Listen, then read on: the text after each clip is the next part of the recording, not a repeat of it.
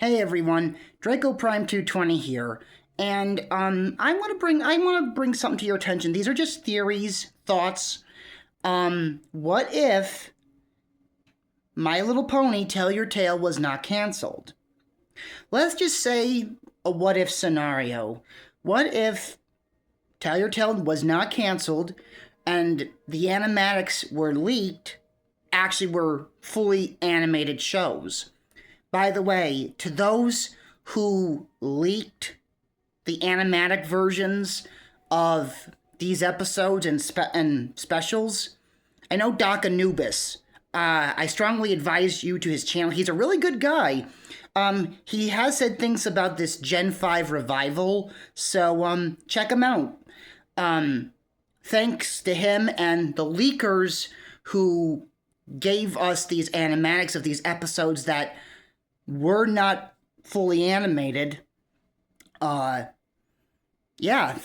you. Whoever they were, thanks to Dr. Anubis, and thank you to the ones who did leak these episodes out. Thank you.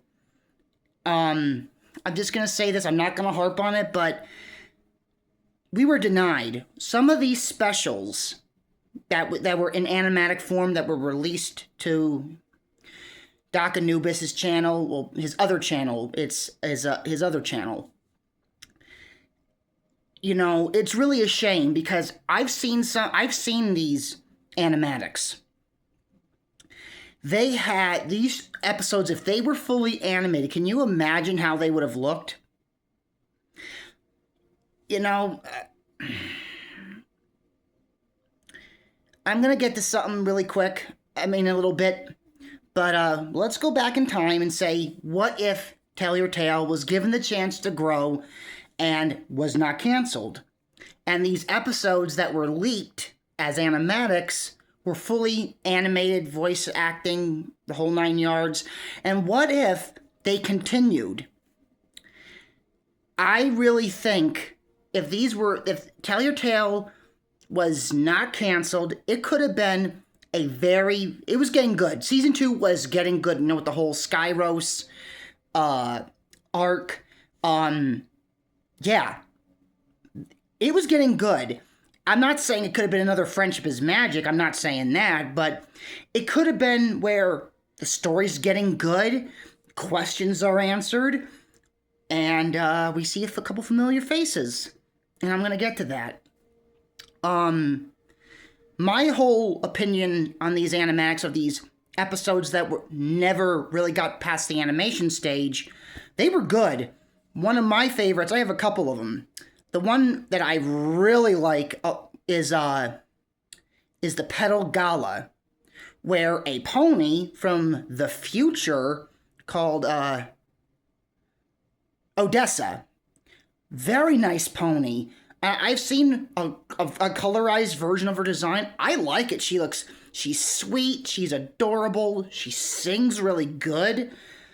And it makes me question about, if she's from the future, like, how is Equestria like in the future?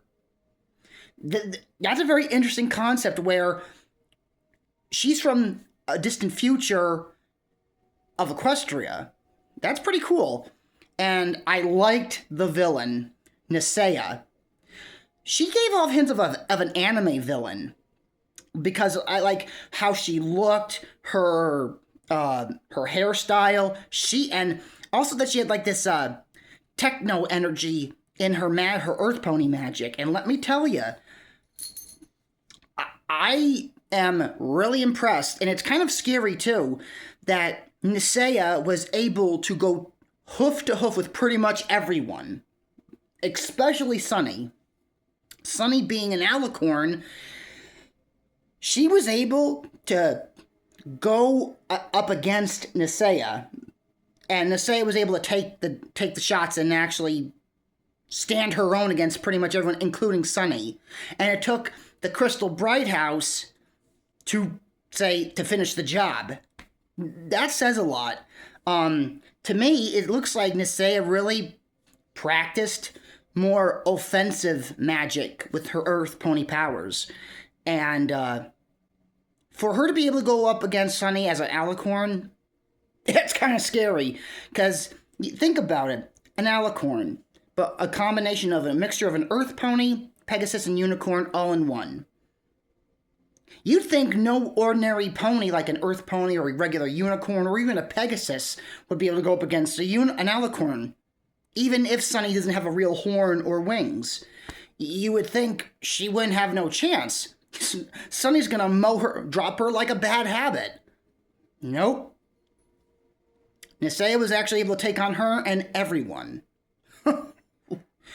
That makes me kind of worried of what it could have been like if they actually went. Let's say if there was a special or an episode where where the G5 main six had to go to the future because maybe Odessa summons them.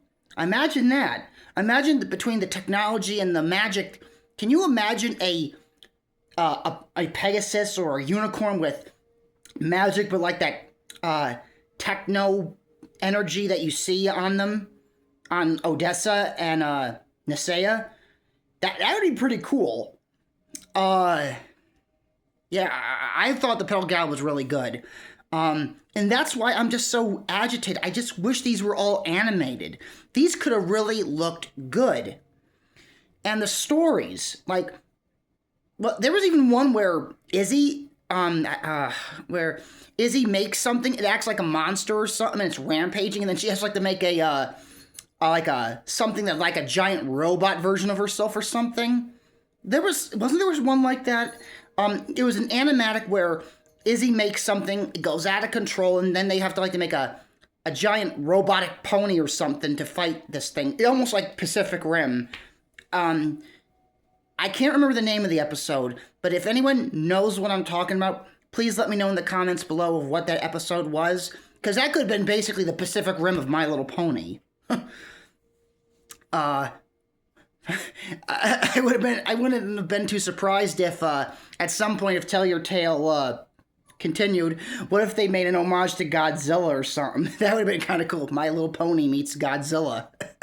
That would have been pretty funny and cool at the same time. Well, there is a fan animated project where Godzilla shows up in Ponyville and causes havoc, and Spike has to fight him. So yeah, there's that. But imagine if Tell Your Tale Season 2 continued and let's say they did pay an homage to Godzilla, like how Rugrats did with Reptar, and it's up to Sunny and her friends to stop them. That would have been pretty cool.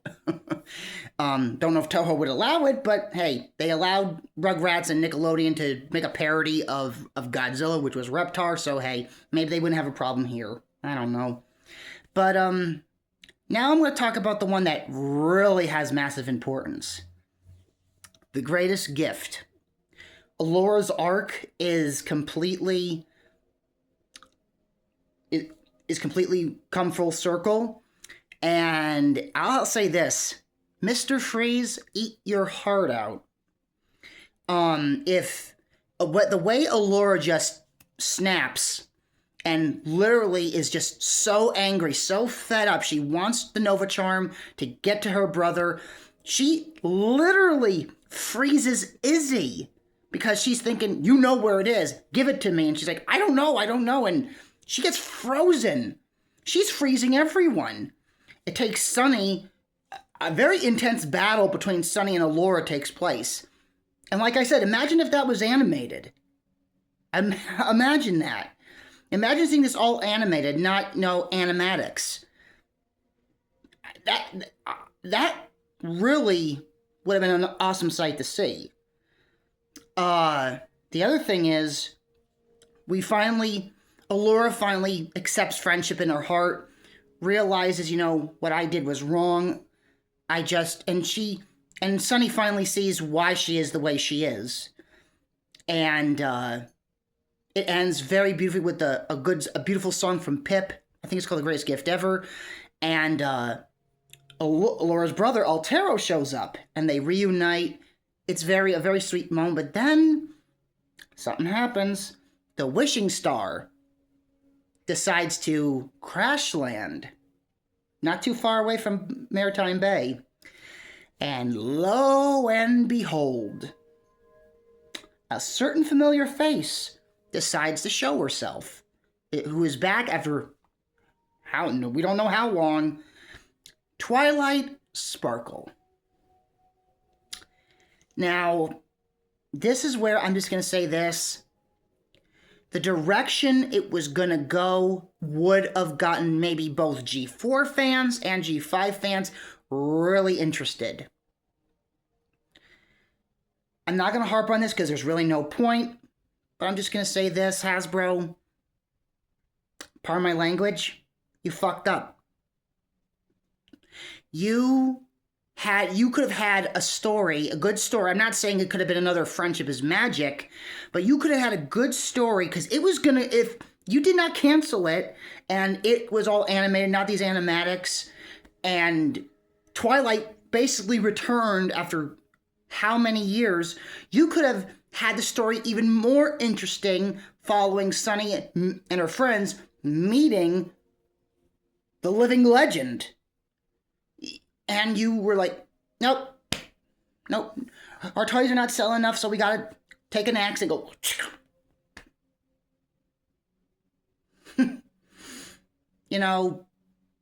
Companies make, some companies are, you couldn't even just give us a proper ending to wrap things up. I don't get it. I get it. Your toys weren't selling very well. I get it, but seriously, if you would have just had the guts to continue and not lop it off at the hooves, you could have had something pretty good on here. And probably introducing Twilight Sparkle again, you could have had more toy sales. Because think about it. You're bringing back a Gen 4 character. She's popular. She's iconic. You could have gotten a lot of Gen 4 fans' attention. And you could have probably saved your toy sales. But you didn't stop to think about that. Did you ever hear the saying, look before you leap?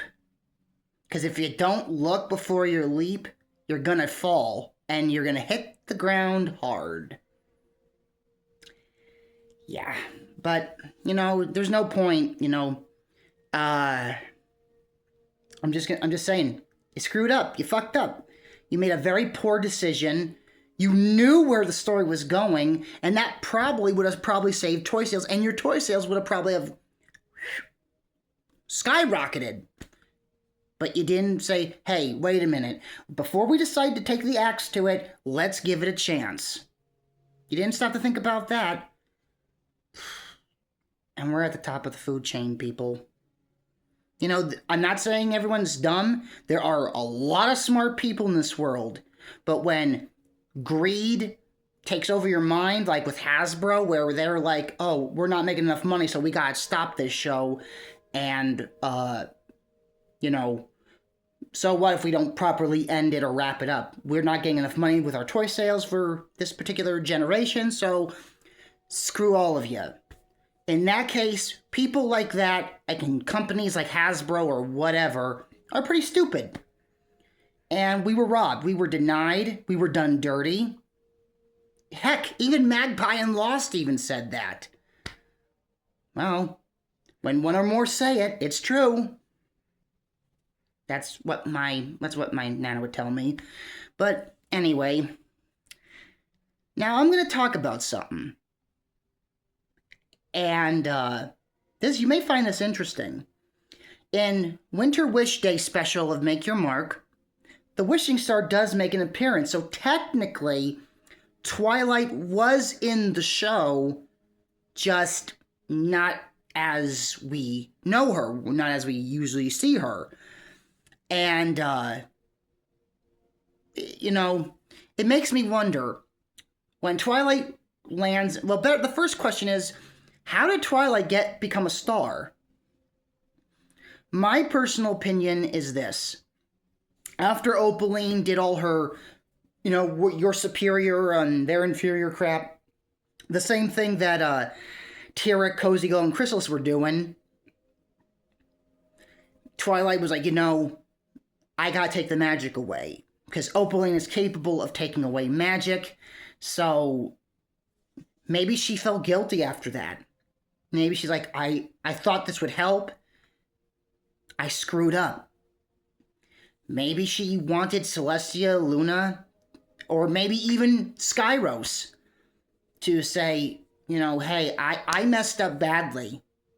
I thought this was going to work. It did not. I feel like I should be banished. I feel like it's my fault and I should be punished. And now, think about it. This is Twilight Sparkle we're talking about. When she feels something is her fault, even though it's probably not, she feels guilty. And that really shows how much she cares about her friends and the ponies. Because she thinks it's her fault when it's really not. And people are saying that Twilight should not have stolen the magic, taken the magic away and put them in crystals. Then I'm going to ask you all this, who think that. What did you expect Twilight to do?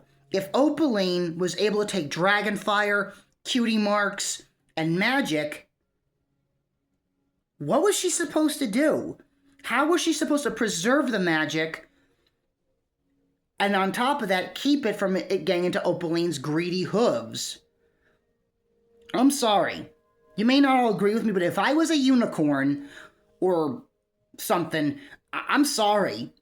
I would rather have my magic taken, put into a crystal, before a overgrown firecracker with delusions of grandeur and a security complex the size of her big mouth took it from me. I'm sorry. That would be my thought process. I'd rather have it taken away, put into somewhere where it would be safe, instead of having Opaline take it. And maybe Twilight figured I screwed up on this. So she was like, maybe to Luna, Celestia, or even maybe maybe Skyros, the head honchos at Skyros. Maybe they tried telling her, Twilight, you had to do what you had to do. And Twilight was like, no, I messed up. I thought this was going to work, but it didn't. This is my fault. And she's like, I need to be banished. I need to be punished for this. And probably with a lot of reluctance. And imagine how Flurry Heart would have been if she saw this. Like, seeing that Twilight feels like she should be banished. This would have broken Cadance, Flurry Heart's heart. It would have broken Luna and Celestia's heart, that they would see her wanting this to happen to herself. But the question is that what happened? We'll never know. Thanks. But anyway, my question is this. When she came back, what would her personality be like? Sorry. Would it be, would she be like still herself? I get or would she be, kind of distant, like bitter, like maybe a bit of a grump? There is a piece of art out there. I saw like several weeks ago, and it's of Twilight like looking like a grump, looking like, and Sunny's like smiling at Bevan, this big cartoony smile. The art piece is adorable. It's on the Sunny Star Scout channel. I saw it once on there on the posts, and she has like this grin, and I could actually picture Sunny doing that, having this big silly grin, looking up at Twilight, like have this grumpy look, like like it's kind of cute. I kind of think that's actually a cute little piece of art. Or here's my version of how I think she would maybe react. She'd probably be looking around when she first steps out on, and think about this. This would be the first time in a long time that she has ever stepped her hoof on equestrian soil. And everything has changed. Maritime Bay, like, she's never seen, before I say that, we don't know if she knows about Maritime Bay. We don't know.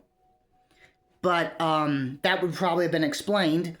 But, I think she'd be, like, impressed with everything has changed. And you know what really sticks in my head? One of the things that really stick in my head. Imagine, she's never been in a movie theater before. And as we know in the new generation, they had parodies of Harry Potter, The Terminator, Jaws. Imagine if she actually saw a movie in a movie theater. Can you imagine Twilight Sparkle going into a movie theater, watching one of these versions of these movies? That would have made a cute little episode where Twilight's like in awe and like, what kind of magic is this? And like, it's called making a movie. And she's like, movie? What's a movie? You know, I could see her being kind of like Luna, a pony out of time, trying to adjust to the new time around her, you know, and I could see that. But I could see her being at first very sad, very depressed. She knows that her friends are no longer around. But what I could see her being is like a mentor, a teacher to Sunny and her friends. But also I could see a very close bond between Sunny and Twilight. Like Twilight acts like a teacher, and Sunny and her friends remind Twilight of her friends. And maybe that's one of the things that gets her close to them, that she becomes more open. I could see her being kind of distant at first, like just seeing them kind of hurts it a bit. Like seeing them reminds her of her friends. And Twilight then starts to slowly warm up to Sunny and her friends and gives them advice, wisdom. And, but does this mean Twilight would not be involved in any action? No. If anyone has seen those old kung fu movies, the old teacher that teaches the student the martial arts, he's not afraid to get involved when he has to. That's how I kind of picture Twilight being. Like, she's not afraid to get into action. She's not afraid to, like, if she has to show you how it's done, she's going to show you how it's done. She's going to kick some rump if she needs to. But she's going to be acting like a mentor figure. And, hey, this could have led to Twilight revealing to Sunny that her mom is alive in Skyros. And think about it. There was concept art of Alicorn, Sunny's mom, which is Nova Star Scout. Very nice name, by the way. I like it. Nova Star Scout. Suits her. That could have been a revelation where Twilight says that, Sunny, your mom's alive. She's in Skyros. She's been there. And this could have motivated Sunny to take the journey to Skyros to find her mother and have a very warm reunion. And speaking of reunions, you know, people could say what they want about Spike's design. I really don't mind it. I don't, to be honest with you. I think it's okay. I like his voice. Kathy Westluck will always be known as Spike. But I do like that he has a deeper voice, you know. But he still has that same personality, but he's a bit more wiser. He's become a leader, you know. And can you imagine how G4 fans would have reacted if Spike finally appeared in Tell Your Tale and reunited with Twilight after so many years of not seeing him or him seeing her? I'm going to tell you what right now, if they did not cancel, and we would have probably not just gotten this reunion between the two, I would have cried. I'm not going to sugarcoat it. I'm not going to deny it. I would have cried, you know, because in a way that is kind of realistic, you know. Sometimes friends go their separate ways, and sometimes you don't see them for a long time. And when you see them, because maybe you don't know what they're doing or where they are or how they're doing or are they okay, and then you go finally see them and you reunite with a friend or a friend that became part of your family and is a family member, it can get emotional. It can, because you're so overwhelmed with seeing how far they've come, how much they've grown, how much you've missed them. We could have gotten a very beautiful reunion between Twilight and Spike. And I really think that was a crime on Hasbro's part for denying us at least that. Because I was wondering when Spike was going to show up and Tell Your Tale, and I don't really know if he was ever going to. But since Twilight was returning, I get the strong feeling that Spike would have shown up at some point and we would have gotten a very beautiful reunion between the two. Because to me, Twilight was like a big sister to Spike. Some people say she was like his mother. I find it more like she was like a big sister to him. And we were robbed of that too. We were robbed of a potential beautiful scene of Spike and Twilight reuniting, and that was criminal on Hasbro's part. Knowing how much we all have loved Friendship is Magic, Gen 4, and knowing that Spike is alive in Gen 5, and Twilight was going to return, they denied us a reunion. They denied us seeing them getting reunited and saying, Spike, how much you've grown. And can you imagine Spike's face if he saw Twilight back after all these years? Because when in Chapter 6, when Twilight Sparkle is named, he goes, Twi? Like, his eyes get big. They look like they're glassing up a bit. It looks like he's on the verge of tears almost when his eyes get big. Like, he almost gets those puppy dog eyes. Can you imagine how he would have gotten if he actually saw her? Maybe I'm wrong, but I think a lot of Gen 4 fans would have cried seeing that reunion. I know I would have. I'm not denying it. I would have teared up. I'm starting to feel that way just talking about it. But think about it. We could have gotten so much. You know, we could have gone to Skyros. Probably a new villain would have shown up, because there was a toy, a Sunny plush, and on the back of it, from what I remember, Sombra was mentioned on it. And that makes me wonder, was King Sombra gonna come back? Or was that just a mistake on whoever wrote on the back of the box of the plush? I don't know. But if Sombra was the comeback, that would have been kind of cool, seeing him back. I would actually have liked to see him how he would have looked, whether it was Make Your Mark design or Tell Your Tale. But the other thing is how the heck would he come back? He literally got Thanos. He got disintegrated. Thanos. So how would that work? How would he be back? I don't know whether that was true or legit, or they were planning on that or not. And I don't know. But it also makes me wonder, would Opaline have returned? Because as we know in the one episode, her castle collapses. It crumbles. So, and remember, the tree was, the tree was there where she was trapped in. And in the Tell Your Tale version of her defeat, she says, "This is not over." So, does this mean they were planning on bringing her back? Don't know.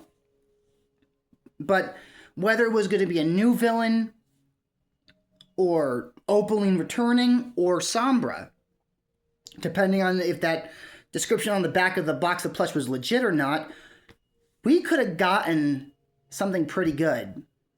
And Twilight could have gotten her own arc of maybe stepping up and accepting, times have changed, and that Equestria needs her now, and that Sunny may take her place someday. We could have gotten everything. We could have gotten where they go to Skyros, find her mom, meet other Alicorns. Heck, there was even talks in that Gen 5 Bible. I don't know if that's legit or just someone wrote stuff in there to make it up. But from what they said, they were going to bring in Bat Ponies. They would have been officially canon in Gen 5, because they never really were in Gen 4. So we would have probably seen Bat Ponies. We would have met a bunch of new faces, probably. We would have seen Return of the Changelings, the Kirin, maybe even the Griffins or Hippogriffs. We could have probably seen quite a few returning species and some new ones. I'm not saying it could have been another Friendship is Magic. Yeah, it's a very rare thing when you get lightning in a bottle once. Twice, Sometimes, rarely it happens, but for the most part, unfortunately, it doesn't. But this could have been something good. It could have been, it was getting good. And think about all the stories we would have gotten. Since we knew where it was going. Now, my personal opinion on these leaks are, from what I've heard, there are more out there. But they're saying that the greatest gift ever was the last animatic.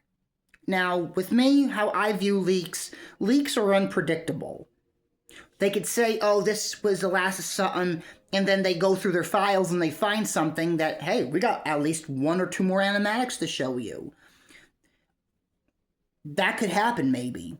Because leaks to me are unpredictable. Now, I'm not confirming anything before anyone says I'm confirming things. I'm not. I'm just taking a wild guess that leaks can be unpredictable, or there's probably a lot of scripts that were done that will be getting leaked and read, but you never know. Maybe through their files they have another animatic or two. You don't know for sure. We don't know for sure, and probably when the next animated series of My Little Pony is announced, come on, seriously, Hasbro, you said this was Year of the Pony, come on. Start revealing stuff. I think you made us wait long enough. Like, 2025 was the first year in a long time where nothing new Pony Relay was revealed. So come on. Start revealing stuff. I think you made us wait enough. Thank you very much. But besides that point, there'll be more leaks. Probably as soon as the next MLP show is revealed, or the live-action hybrid film they're making. And once again, please, if you do it like Sonic, make them like somewhat realistic, but somewhat and close to their animated versions, like how Sonic was done, and Tails and Knuckles and everyone else. They look kind of realistic, but they look very true to their video game counterparts. If you do the My Little Pony film like that, I'll watch it. And I think it might be... Am I saying it's going to be an Academy Award film? No. But it can be entertaining. It can be fun. So if you do it that way, it just may work. And maybe fans won't have a resentment towards it or anything, or wanting it to be canceled. Because I know there was one YouTuber said, I really hope the MLP film is canceled. And I'm like, okay then. But anyway, depending on what is revealed first, we're going to hopefully get some soon. Toy Fair is next month, so it's not that far away. Maybe they'll start revealing things slowly, and maybe we'll start picking up by then. So let's hope for the best, and you never know. Leaks may come out for more of Gen 5 leaks, so keep your eyes out. And I'm really also hoping we hear about that Gen 5 revival soon. I hope something is put on YouTube about it soon, because I've been trying to keep an eye out for it, and nothing has been really revealed yet. So I don't know what is going on. Now, there is one thing I am going to mention, and this is a shout-out. This is a shout-out to Midnight Mares. It is inspired by My Little Pony, but it's a different place with talking ponies and everything. It's called the Land of Terra's Steed. On Valentine's Day, they are revealing 3 minutes, I think, of some, and they say on Valentine's Day, the countdown begins. So probably this means the pilot will be coming out, because they said on Valentine's Day, the countdown begins. So I guess they're giving us a 3-minute sneak peek. Then the countdown will happen, leading to the pilot's release on YouTube. So if you are craving pony content, keep an eye out for that. It's called Midnight Mares. So, yeah, keep an eye out for that. Let's all hope and pray that we get some MLP news soon. Maybe the reveal of the movie, maybe the reveal of the next animated series. We know we're getting comics, but let's hope they bring out the main course. Because to me, the comics are the appetizer. You don't give someone the appetizer if you're not going to give them the main course. So let's keep an eye out. Let's hope and pray we get something soon. So yeah, let's just hope for the best.